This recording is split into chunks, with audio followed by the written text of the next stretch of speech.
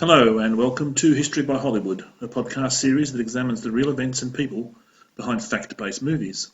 This is episode 56 for Sunday the 16th of June 2019, and this week's subject movie is the 2018 film The Favourite, which tells the story of Queen Anne, her rival friends and courtiers Sarah Churchill and Abigail Hill, and their palace intrigues in the early 18th century Britain. My name is Andrew Blischek, and with me, as ever, is Martin Darlington. Hello, Martin. Hello, Andrew.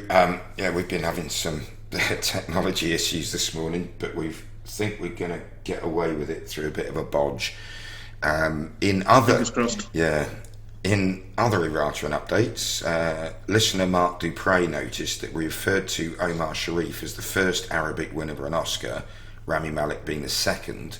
Mark quite rightly pointed out that Omar Sharif was nominated for Best Supporting Actor in Lawrence of Arabia and won a Golden Globe for Best Actor in Dr. Zhivago, but he didn't actually win an Oscar. He did get a Lifetime Achievement Award later. But thank you for that, Mark. Well noticed and absolutely correct. So the thing I heard must have been that Rami Malek was the second nominated, and then of course he went on to win. In news and reviews, we've got some listener feedback from Dr. Phil Pomerantz, our in-house medical consultant and all-around good guy. He wrote to us barely after the show's publication of Bohemian Rhapsody with some very kind words about both Phil's enjoyment of the movie and our podcast review of it. Like Ben Robertson, Phil lived through the 1960s Cuban Missile Crisis, so he gives 13 Days a thumbs up in support of Ben. And also, he wanted to endorse Reversal of Fortune, about the Klaus von Bülow accused of murdering his wife trial, which leads us nicely into a lovely message from Pam Herrera, also asking us to cover Reversal of Fortune. So look for that one coming up very soon. And bear in mind, when we say very soon, we've already planned all of our episodes up to September, so pretty soon is a pretty relative term, but it's definitely on the list for as soon as we can get to it. Thank you, Pam. Yeah, we've also heard from Nick Parkinson, who pointed out, and I did hear this myself, on Des Latham's Anglo-Boer War podcast. Des has commented that he is joining us for the Break 'em a Rant podcast episode, which will be in August after our summer break. So there you go, we'll go official with it as well. So we're very much looking forward to bringing Des on board. Yeah, he does a great podcast. He's a very knowledgeable and has a very playful delivery, which is great fun to listen to. Excellent. Old friend Doug Moore also pitched in, reinforcing earlier recommendations of First Man, the story of Neil Armstrong and the first moon landing, which is definitely on the short to medium list. Doug also suggests Black Hawk Down, which is definitely one for us to cover, if only for a lesson in how not to conduct a seek and arrest raid in a latently hostile country. The movie does suffer from a fair degree of Hollywood-induced perspective shift, but definitely qualifies for a standalone episode, as does Doug's next suggestion, Dragon, the Bruce Lee story. It's not a movie I've seen, but it's definitely one to look into, as we are aware that Bruce Lee did have a fascinating life and background. Doug also suggests Fearless, a Jet Li film about Yanjia, I think. Doug suggests it might only achieve ones that got away supplementary status, but we'll have a look and get back to you, buddy, and hope the lactose intolerant isn't proving too difficult to manage. And this is a reference to my Motorpod bike racing podcast days, and a tongue-in-cheek suggestion about how much Americans seem to like melted cheese on absolutely everything. And when we say cheese, we don't actually mean cheese, but that orangey yellow stuff that they spoon from a jar. Anyway, thank you, Doug. The cheese joke lives on. And finally, from Twitter, listener Christina pointed out that the critic bashing of Bohemian Rhapsody may have been the critics' way of showing disapproval of the original director, Bryan Singer, who was sacked partway through making of the movie amid clashes with the cast and crew, and after accusations were made against him of sexual molestation. Yeah, nice theory. I don't know how we can prove it. So no. Let's leave that for the moment and go on with the show, shall we, Martin? Absolutely.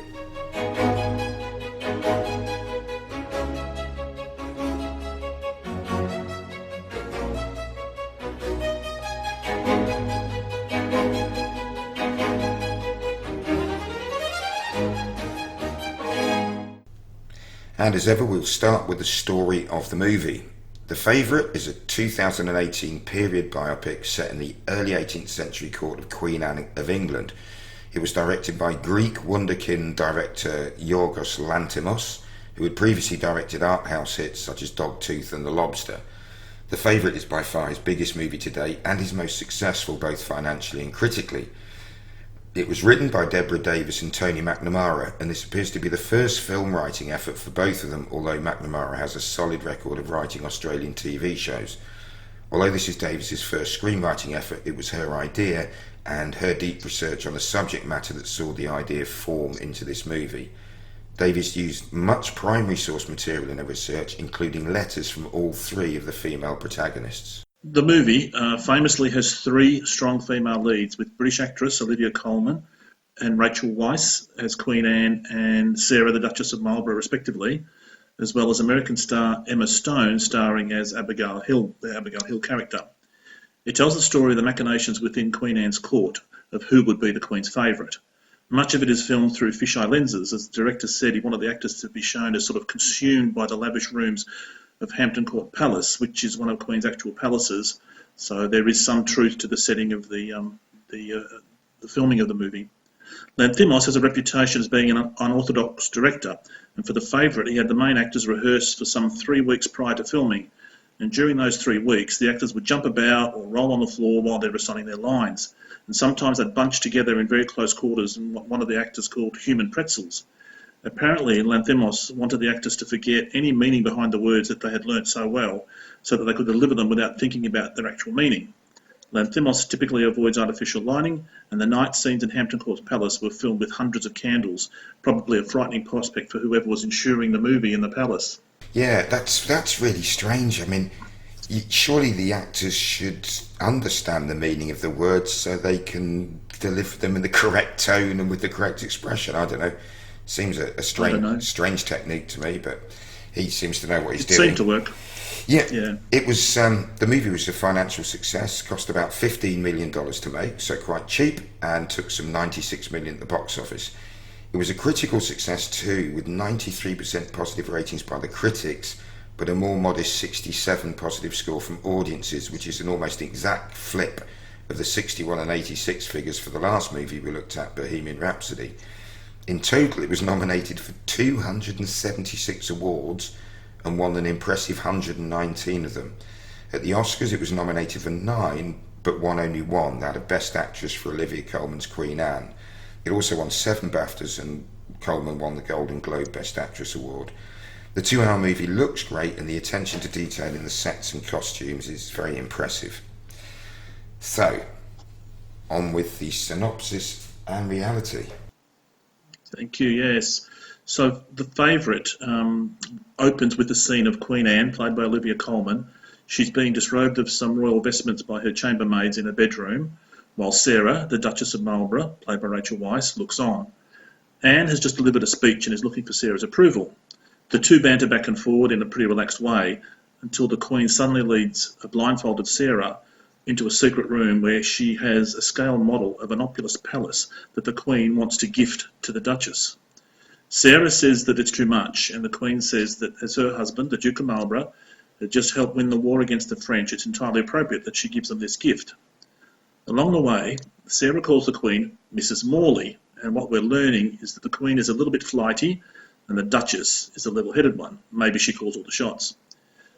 We then learn that the movie tells us this is part 1, the mud sticks. And the next scene, we cut to a crowded carriage of fairly unsavoury types making its way towards the palace. One passenger, Abigail Hill, played by Emma Stone, is unceremoniously dumped in the mud and walks the rest of the way to the palace.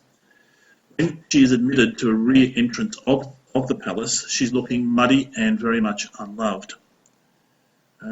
Shall we try and set the scene, or should we keep going on that? Yeah, no, let's do a bit of scene setting. We've met the three main protagonists anyway. Yeah. The Queen, the Duchess of Marlborough. In the film, they refer to her as Lady Marlborough, but she was a Duchess at the time, so I think I've interchanged what we called her in my notes, sometimes Lady, and I tried in the end to just refer to her as Sarah.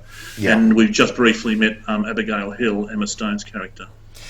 The background, Queen Anne, like as we mentioned earlier, is she's not one of the better known English queens. No. This is post-Civil War. James II was trying to take England back to Catholicism, or was suspected of, and led to the Glorious Revolution, where James's daughter Mary, who was married to William, Prince of Orange, William and Mary took over. When I think both of them died, certainly William had died, Anne, Mary's younger sister, she took over as queen. So that's the background. So she was born in 1665, reigned as queen from 1702 to 1714. She was the final monarch of the House of Stuart, and until this movie was released, very much B-list of famous British monarchs. She had 17 pregnancies, but only one survived past infancy, a son named William, but he died at aged 11 of a bacterial infection complicated by pneumonia. For anybody, that's traumatic, but for a queen under the pressure to produce an heir, it must have been really traumatic. Horrific. Yeah. She had a fairly troubled childhood and later life. When she was born, her father was the Duke of York, brother to then King Charles II of England, and then James succeeded Charles when he died, James being the younger brother. He'd converted to Catholicism, as you mentioned, when he married his Catholic wife, and basically he was removed by Parliament, which led to all sorts of shenanigans further down the line. Anne was very Protestant, as was William and Mary, of course, and as we said, she went on to succeed to the throne in 1702. So we got Abigail Hill coming to the rear entrance. The servants say that she has to clean herself up and then present herself to Sarah. But they're playing a cruel joke on her, and instead they leave her directly to the Duchess, where she is entertaining some politicians. So in walks this muddy girl. The Duchess doesn't know who Abigail is, and she comments, "Oh, it seems the sewer ends here now." Abigail informs the Duchess that the two are cousins, and Abigail is here to find employment. And we learn that Abigail has fallen on hard times because her father went mad, burned down their house, and died owing a bunch of gambling debts. As for working there, the Duchess looks at muddy Abigail and says maybe she could be hired as a monster to scare the children. Next, we get the first of several surreal scenes within the movie. We suddenly cut to a slow-motion image where there's a bunch of wigged upper-class toffs. They're guzzling wine and betting on a duck race, all within one room of the palace. Sarah, the Duchess, appears and engages in some sharp back-and-forward banter with a politician, Robert Harley, played by Nicholas Hoult, the politician who leads the opposition Whig Party. I think Harley was a Tory. He actually was everything. He changed. He was a Whig, became a Tory. At this stage, I have had trouble trying to follow exactly his political career, where he was at points in the movie. But okay, so he was a Tory and leading the opposition at that stage. And it turns out we learn that all the people in this room, in this bizarre duck race scene, are pretty much politicians and hangers-on. And the Prime Minister is there too, and is proudly holding his favourite racing duck Horatio. Then they all start debating the status of the war with France, which the Queen has said is over because of the work of the Duke of Marlborough, but it's not, clearly, because they're still discussing whether to sue for peace or not. Harley wants to end this costly war, and the others around him, including Sarah, are keen for it to continue. Robert Harley was a real politician, and he, as you said, he started as a Whig, then he became a Tory, and he's representing the Tory landowners, or the Tory party. Their senior members were generally made up of landowners, and as he was saying, with the land tax, they're paying for the war, whilst the Whigs, whose support was largely made up of city living merchants, were making loads of money out of it. As you said, so we're paying for it and they're profiting from it. In reality, Robert Harley was in his 50s at this stage, I think, for at least 40s. So right. Nicholas Hoult's quite young. He's portrayed as quite a young guy, very capable, but not quite as young as portrayed in the movie. I don't know about the wigs and the rouge on the gentlemen's faces and the white powdered faces. It's probably accurate. I don't know, but as soon as I see that, I find it difficult to take anybody seriously. And they do mock that some of the characters mock this effeminate look in some of the other characters, and if it is true at all, I imagine it's been exaggerated for effect, with the wigs longer than they could possibly have been and the faces wider than they could possibly have been. But I don't know. Yeah, yeah, difficult one to call. The other thing we should point out is that we never see him, but Anne married Prince George of Denmark when she was 18, and throughout the period portrayed in the film, he was very much alive and her husband. Yeah. But he's not really mentioned, so I suppose because they're focusing on the three-way relationship of Queen Anne, Sarah Churchill and Abigail Hill. Anyway, back to the movie. Okay. So we see Abigail get hired as a servant, and we get to see her living conditions, very crowded sleeping quarters where she's sharing with at least 10 other servants and cold water communal bathing. The other maids definitely bully her, trick her into touching lye in the scrubbing water with her bare hands, so her hand gets burned. Meanwhile, Sidney Godolphin, played by James Smith from the ruling Whig Party, is arguing with Robert Harley, the opposition leader, in front of the Queen about ending the war with France. Sarah Churchill, who seems to hold the power to influence Anne's opinion, convinces Anne to double the tax on landowners to pay for a new phase of the war. Harley's furious. Now, the film refers to Sidney Godolphin as Prime Minister. In British political history, Robert Walpole is accepted as the first Prime Minister. Much later, wasn't it? 1721, I think. Not too much. But he's the first among equals, I suppose. I think First Lord of the Treasury would have been his title at the time. So think of him, he acts as a Prime Minister, he leads the government. He just didn't actually have that title. I see. Later that night, we see Anne having an extreme attack of gout and screaming in pain. Abigail is told to bring some bandages, and she gets to see the Queen's pain firsthand as the Duchess Sarah tries to comfort the Queen. We then see Abigail take a horse, and she's out in the forest where she picks some herbs for a burned hand, burned with the acid, the lye. And then the action cuts back to the pained Queen, with faithful Sarah staying with her throughout. Back in the forest, Abigail makes eye contact with a rider, a handsome soldier, Samuel Masham, played by Joe Alwyn, but she plays coy, jumps on a horse and rides back. Back at the palace, Abigail kind of bluffs her way into Anne's chamber, saying she has a poultice ordered by the doctor, and applies her herbal remedy to the sleeping Queen. But Sarah Churchill catches her and orders her to be lashed. Yes, she's going to get 6 lashes of a birch. The Queen has to work from the bed with the PM and Sarah's husband, Lord Marlborough, on matters of state, particularly the war in Europe. Sarah's doing most of the talking and advising to continue the war. And then the Queen suddenly says, "That herbal remedy has greatly helped me with the pain." Sarah realises that Abigail could be a great help and goes and rescues her from the beating after only a few strokes. Speaks with Abigail, she's quite impressed and takes her on as her assistant. With this promotion, Abigail gets her own room away from the other maids, and she reveals that previously her father had lost her in a bet to an old German man she was forced to be with, and she'll do anything to get out of that life. Okay, so let's just pause at that point in time. We've got the relationship now established with all 3 characters, and it's worth noting, I think, that Rachel Weisz's character, Sarah, and Abigail Hill were in fact related, as the movie suggests, and they did know each other. She wouldn't have thought that she was this stranger that turned up on her door, as the movie suggests, but they got that right, that they are relatives.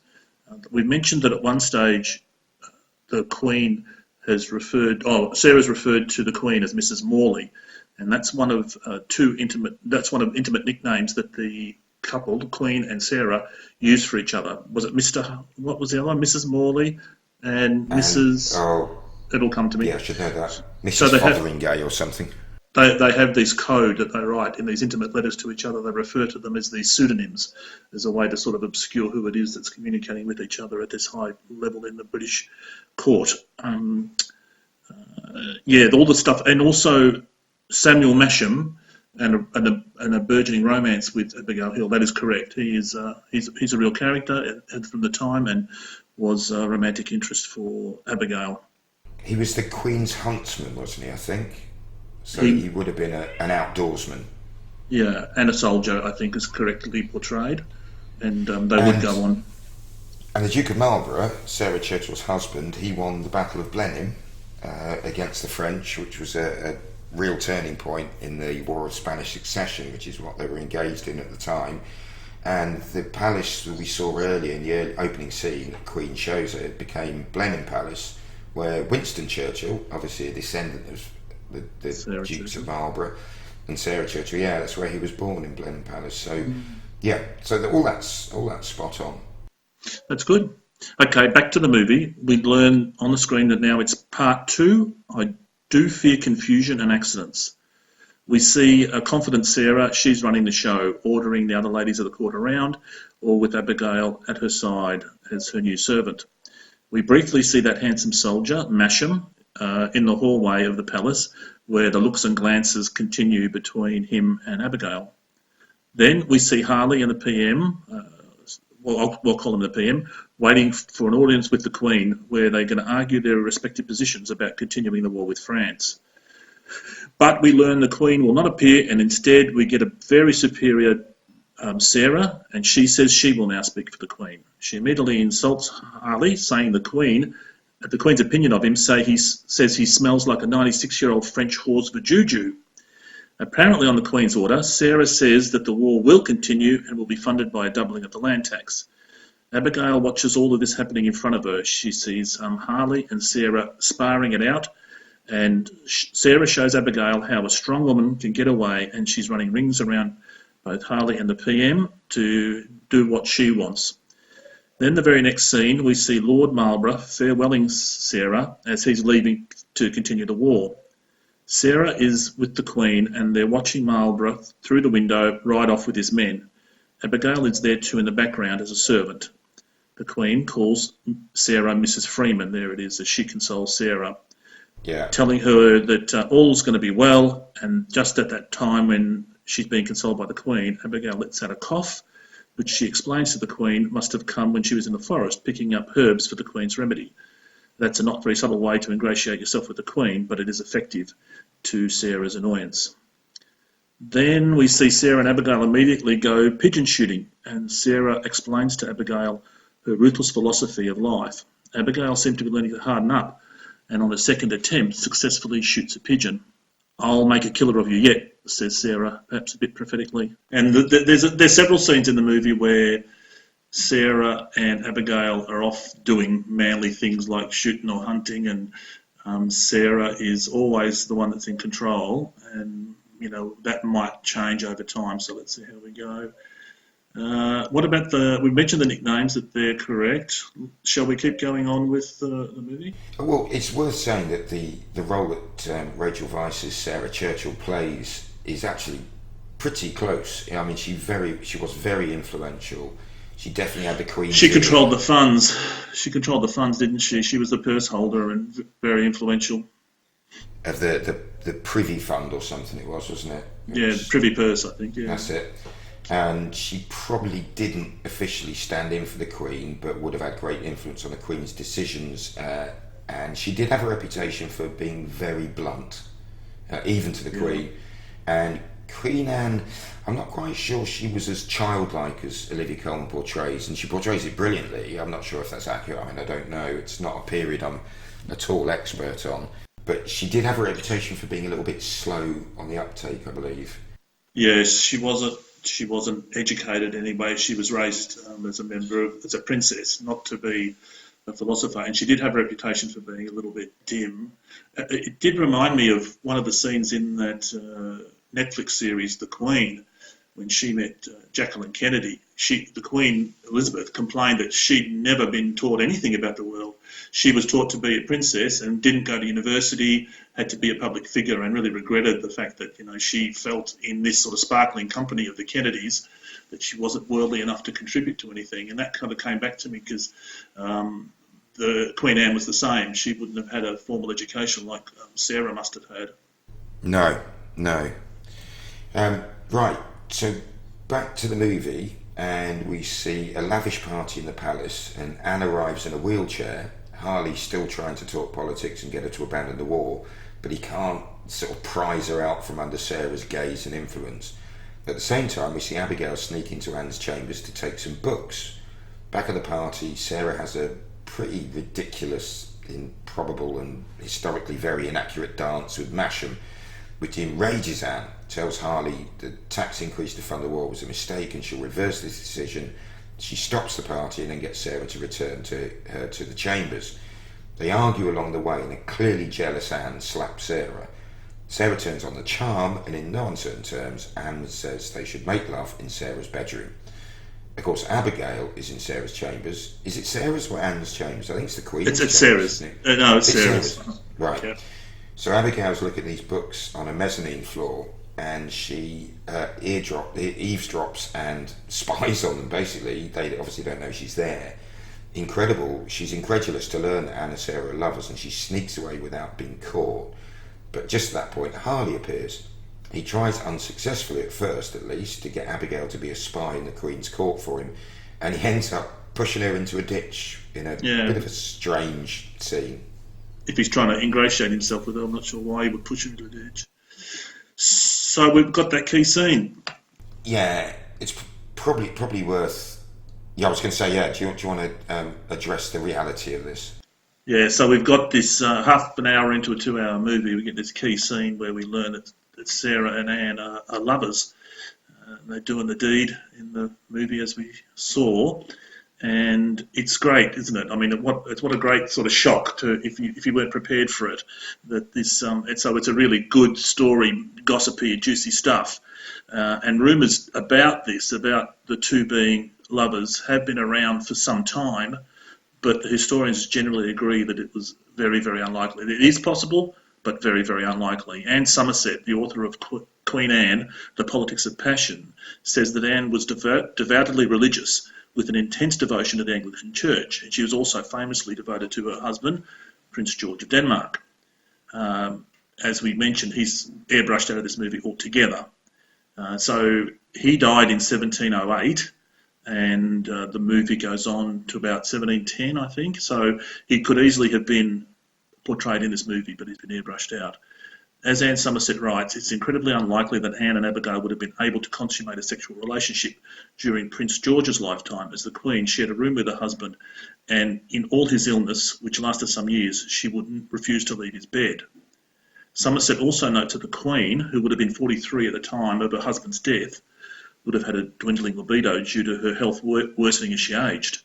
As the film accurately portrays, the Queen suffered from what was diagnosed at the time as gout, although modern historians thought it might have been lupus.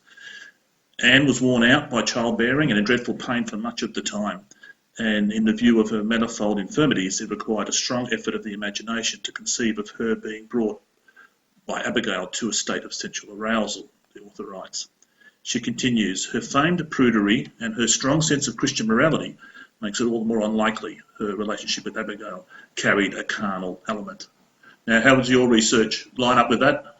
Yeah, well, the scene we've just seen was Sarah being a lover of hers, and the evidence, the only real evidence we have that Abigail would go on to have an affair, a physical affair with the Queen, was letters written by Sarah Churchill, who by the stage she wrote the letters had fallen from favour and was being quite vitriolic in her seeking revenge.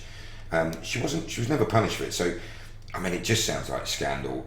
And also I think modern readers will read a thing of they only had eyes for each other, they were totally devoted to each other, and assume that this implies a sexual relationship when at that time it's not the nature of the relationship that's changed, or relationships that's changed, it's the way people write about them, and that would have been perfectly normal to write about them like that with no. It's back to the Sherlock Holmes and Dr. Watson thing.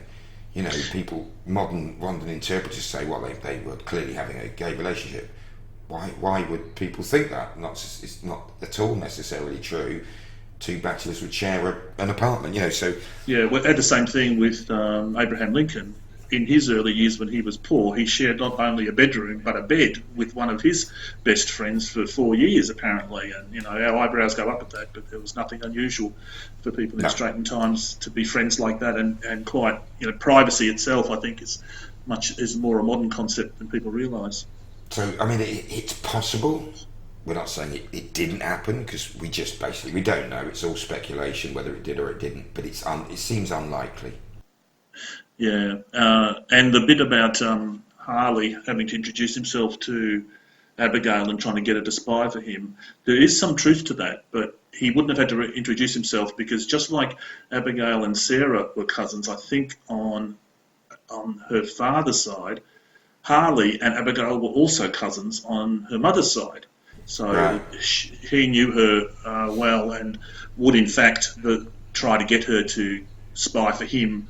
But I think we'll get to that later, won't we? Yeah, yeah. So back to the movie.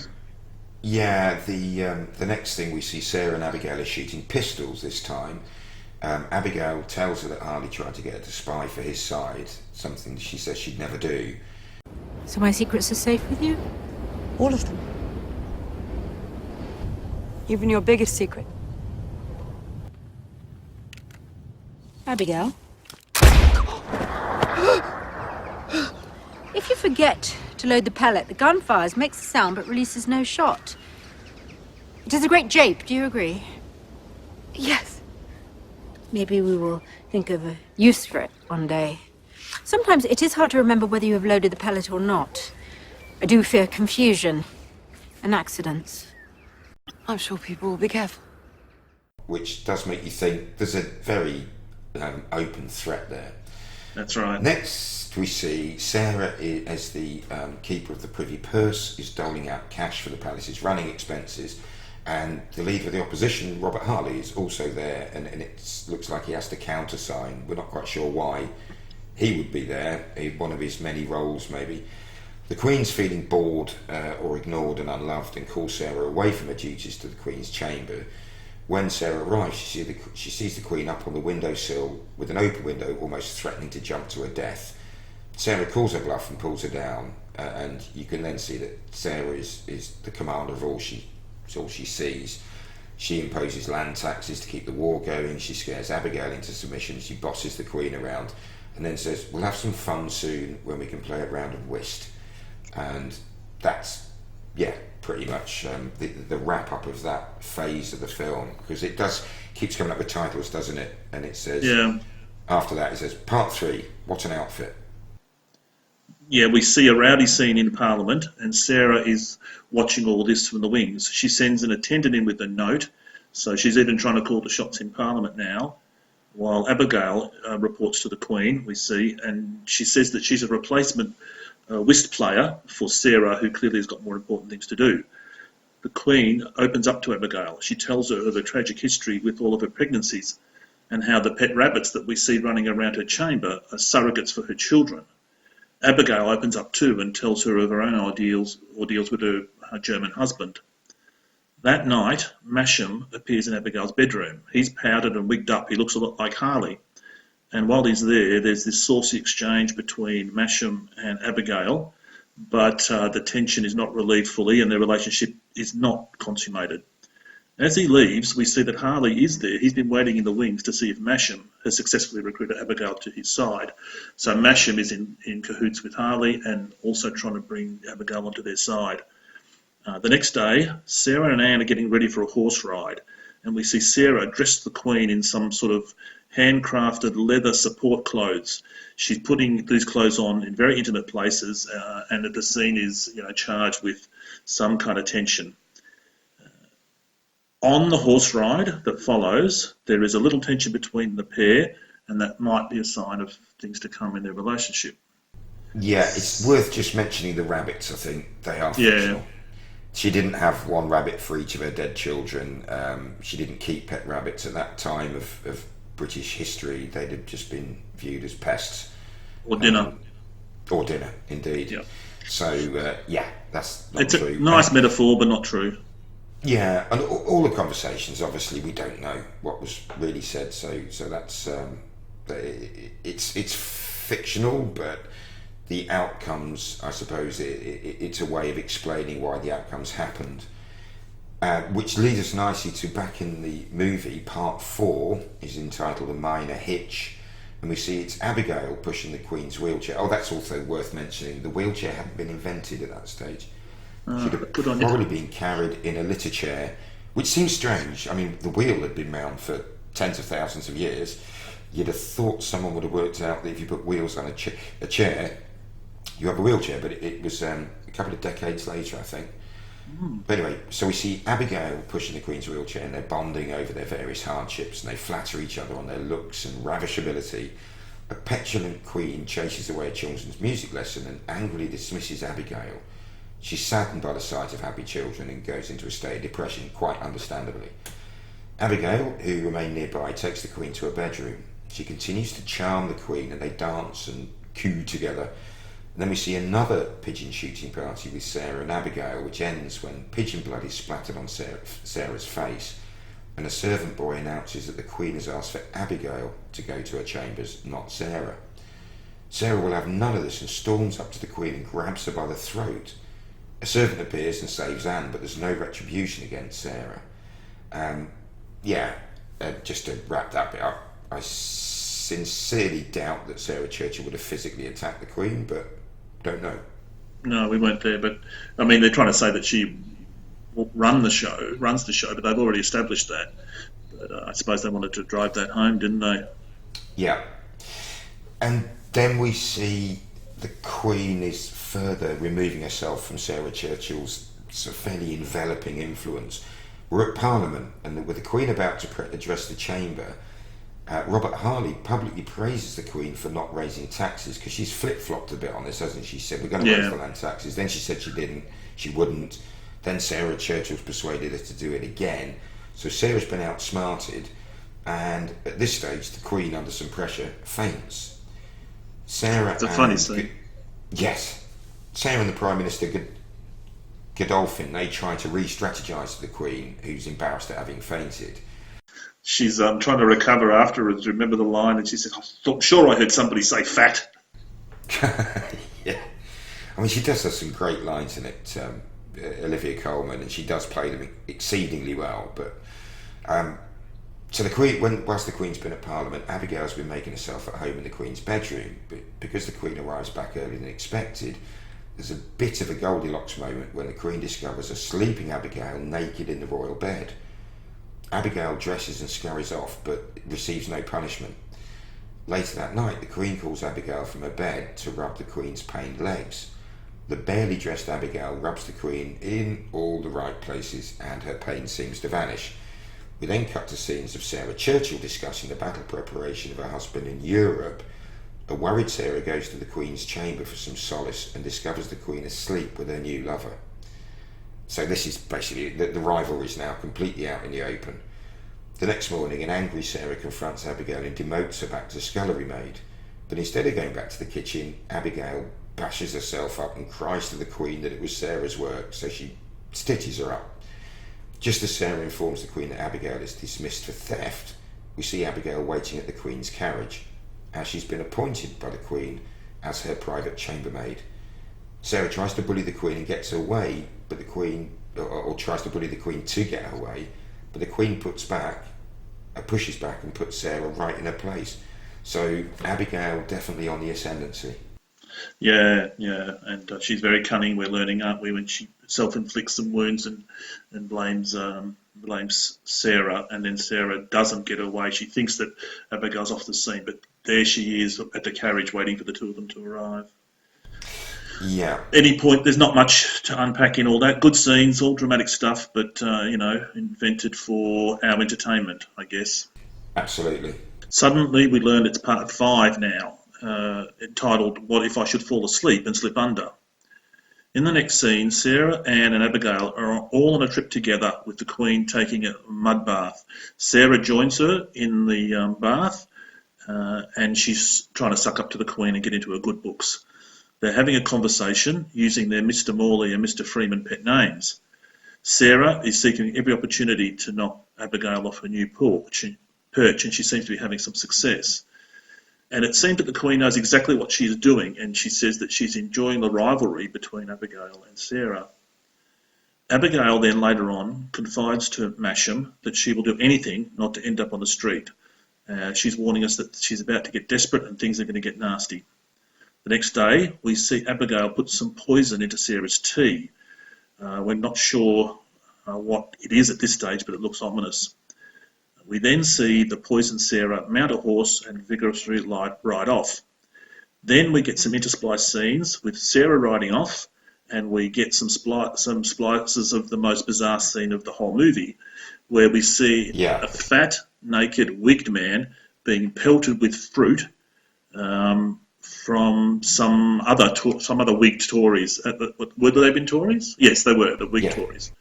In fact, the naked actor that we see being pelted with fruit on the IMDb website is credited as being nude pomegranate Tory.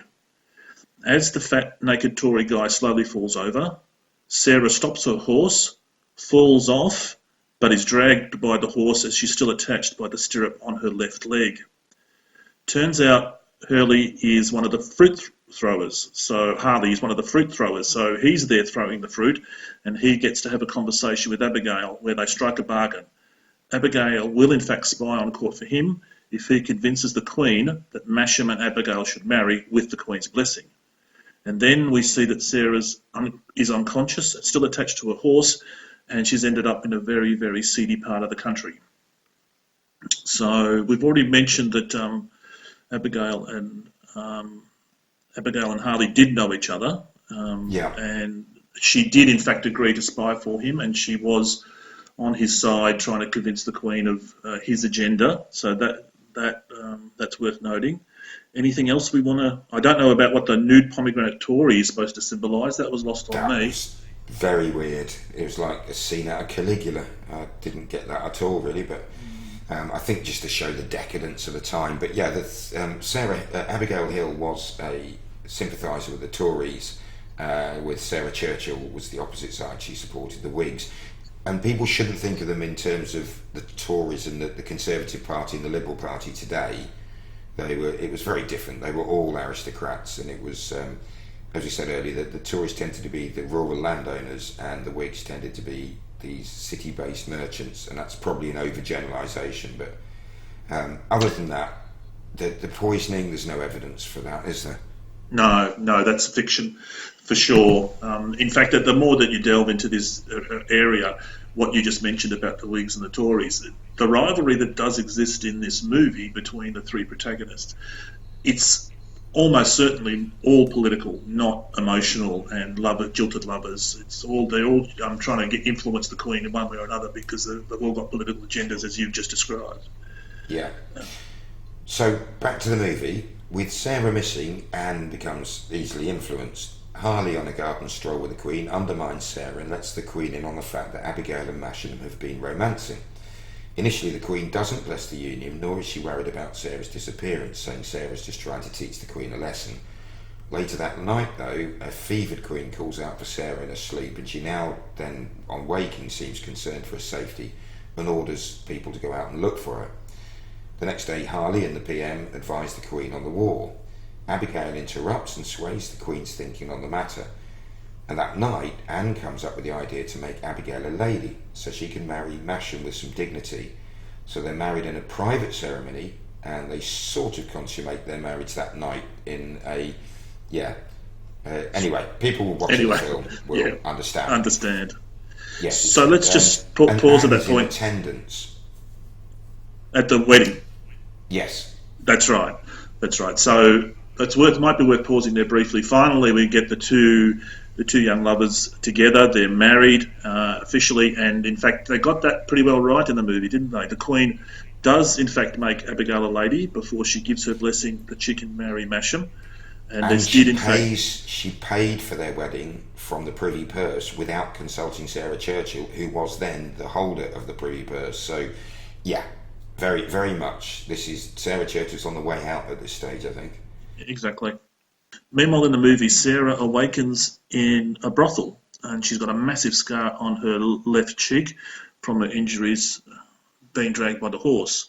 She demands to be released, and initially her captors refuse, but she managed to get word to her contacts to bring some money, and the money means that she can get her own freedom. It's the PM that comes and saves her, isn't it, Godolphin? Yeah. When she returns to court, she makes a dramatic return during a recital for the ladies of the court, and the ladies include Abigail. She sort of marches in, and all eyes turn to her, and the recital stops at the missing Sarah turning up in such dramatic fashion. She's still in her dirty riding jacket, and she's sporting this huge scar across her face. Lady Marlborough? Oh dear. The servant is dressed in the clothes of a lady. How whimsical. My dear friend and cousin, how good to see you've returned from Hell. I'm sure you shall pass through it one day. You've missed a few things. My marriage. It was a simple affair, but beautifully done. Everyone leave. You offer me tea, you will forgive me if I don't accept. I have searched my heart, and I did not have trust in it, and that is my shame. I could not just stand by and let you destroy me. You have perhaps taught me that. But it's over now. I have won. I am safe. We do not have to fight anymore. Is that not grand? If you just forgive me, we can be happy together. Oh!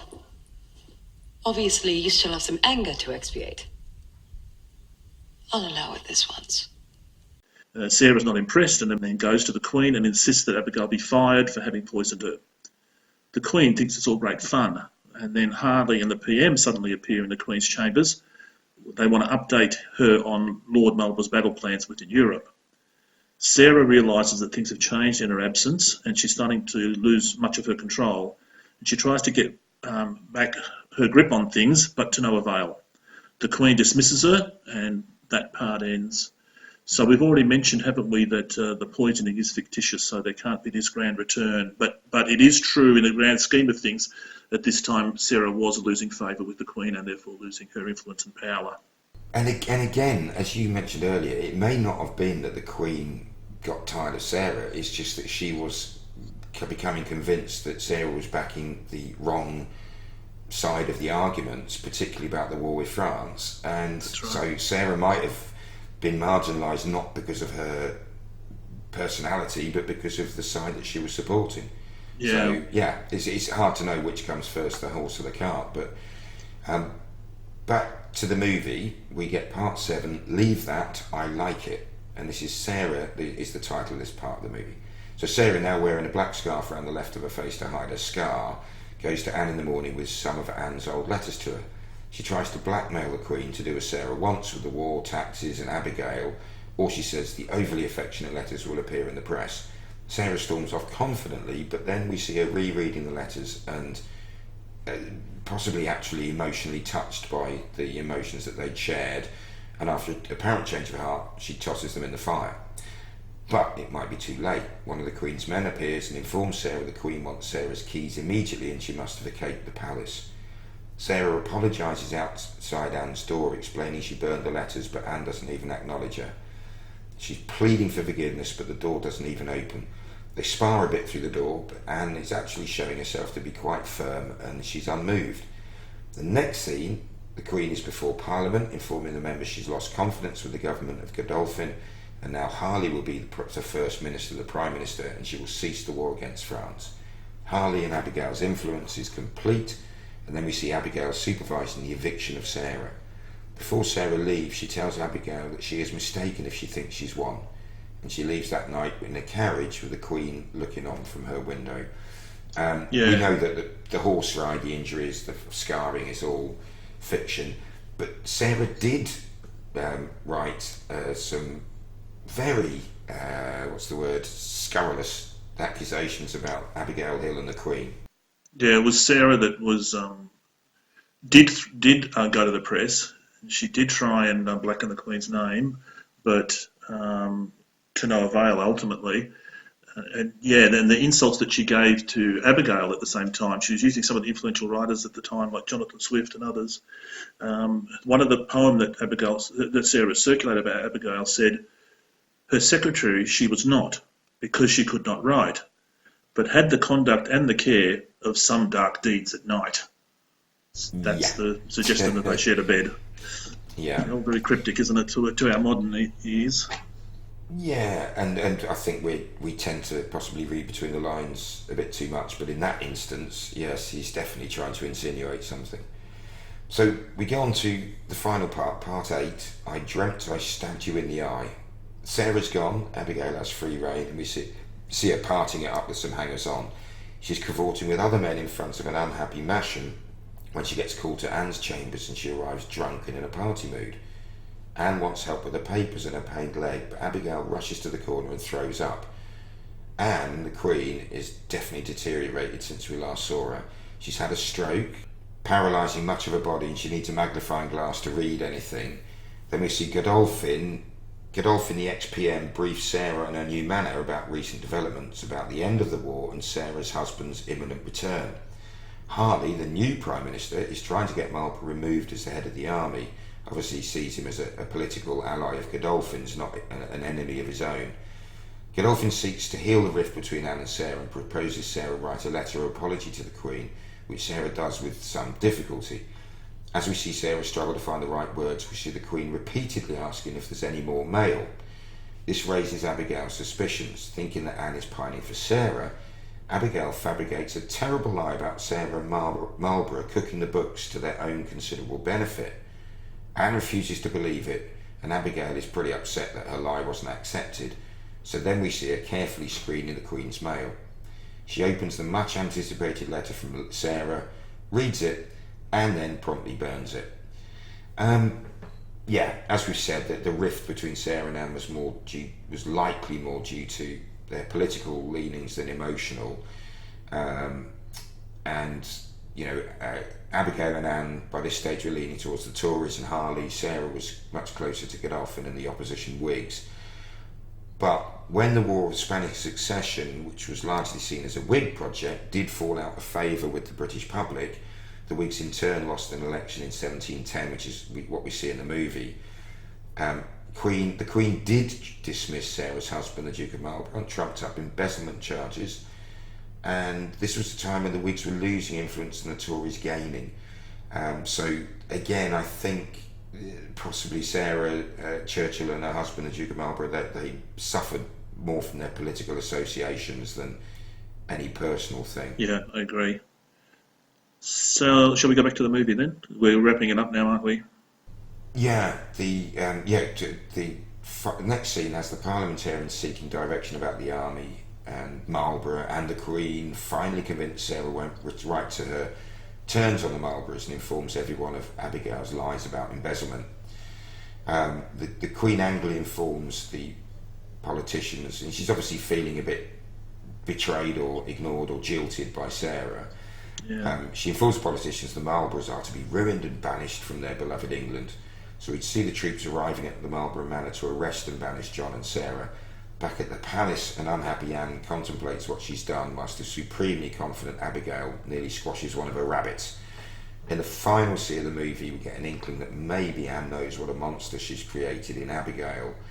Anne bosses around and manhandles Abigail, and then the screen fades in and out between the faces of Anne and Abigail, and then multiple images of the rabbits. Roll credits. Very strange scene. Yeah, it doesn't really give us a conclusion. It leaves it open to our interpretation. The truth of Sarah trying to reconcile with the Queen, or vice versa. Yeah, how did they do with that? Well, Sarah did fall out with the Queen, as the movie shows, but as we've said, it was more politics than emotion. And Sarah's final encounter with Queen Anne took place in 1710, when Sarah did attempt to mend their ailing friendship. According to Sarah's accounts of the meeting, Anne coldly cast her off. Sarah responded by telling Anne that God would judge her for the way that she'd been treating Sarah. Sarah knew that attacking Anne on a religious level would upset her, which it actually did.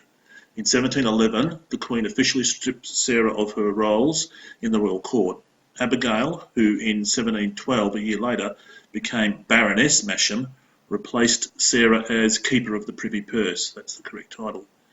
Public funding for Blenheim Place, the Queen's gift to Sarah and her husband, following his victories in Europe, was halted. Out of favour, the couple left England for the courts of Europe, where Sarah's husband got some success based on his military reputation. Sarah, however, apparently pined for the position that she had left behind in England. Sarah, Yes, certainly. What I've read suggests that they exiled themselves rather than actually being banished from the kingdom. which the movie kind of hints at when Sarah sees the troops coming and says, maybe I'm sick of England, maybe we should go elsewhere or something to that effect. Yeah, yeah. So Sarah and her family returned to England on the afternoon of Queen Anne's death on August the 1st, 1714. So they must have been planning to come back anyway. Yeah. Because news and people didn't travel that fast in 1714. It's rumoured that Anne was asking for Sarah and the Duke of Marlborough to see her when she died. With her passing, the Tories fell from power and the Whigs, including Sarah's husband, became the ruling majority again. Queen Anne was succeeded by George of Hanover. King George, this was George I, he got along splendidly with Sarah and her husband, and they became great friends. So the Marlboroughs very much returned to influence. Sarah passed away in 1744 at a very ripe old age of 84. On Anne's, but conversely, when Anne died, Abigail and her husband were evicted from their palace homes. Abigail left the court and retired into private life, lived in their country house until she died in 1734, aged 64. So although being 10 years younger than Sarah Churchill, she was outlived by another decade. That's it for the movie and the historical wrapping up of all the key players. Do you want to discuss entertainment? Yeah. How did you find it? The symbolic scenes and the unhappy ending, that's a European kind of thing rather than the neat Hollywood wrapping everything up. But I was a little bit unsatisfied with it, I must say. It was a bit too obscure for me, some of the scenes and the symbolism.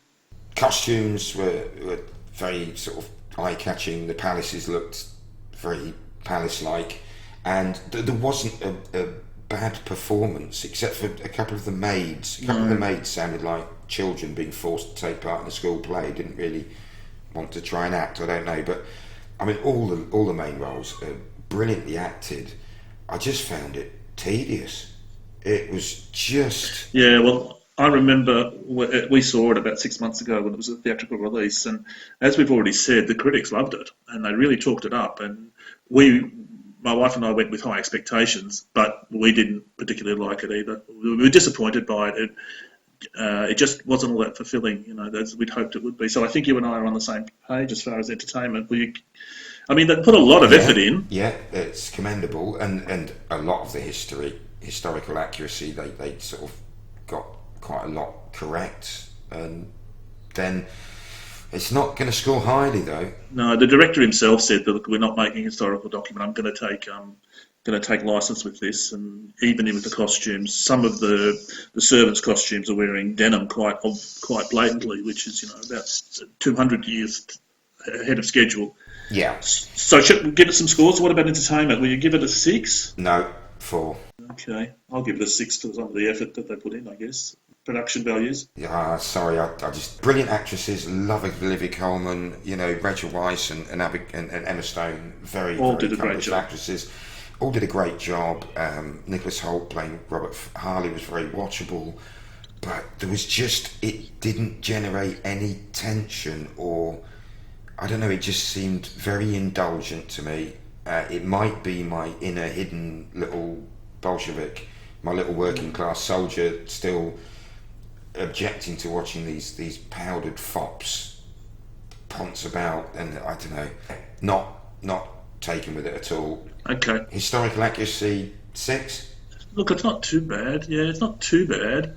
But you have to, give up. You have to concede to the premise that there was a lesbian love triangle going on there, which, as we've said, most historians have said isn't true. So that knocks it down again. And Queen Anne's husband, who was such a close part of her entire, or his entire life, doesn't appear. You'd think she was like Queen Elizabeth I and didn't have a husband. So, yeah, no, I think 6 for me is about right. Yeah, I'd go with that. I liked it a little bit more than you, so I'll give it 6 for entertainment and 6 for history. I think that's one of the rare times I've given a lower entertainment score than a history score. I suspect next time out we'll see that quite dramatically reversed as we cover The Great Escape, which we're very much looking forward to. It's going to be a bit of a romp. And it's often requested, isn't it, that one? The listeners absolutely put that on the list a long time ago. Yeah, and if anyone has not been in Britain on Christmas Day, certainly at least 1 year out of 3, it gets shown again. I'm not quite sure why it's a Christmas movie, but yeah. Oh, there you go. Well, thanks for your time, everybody, and until next time, Martin, see you then.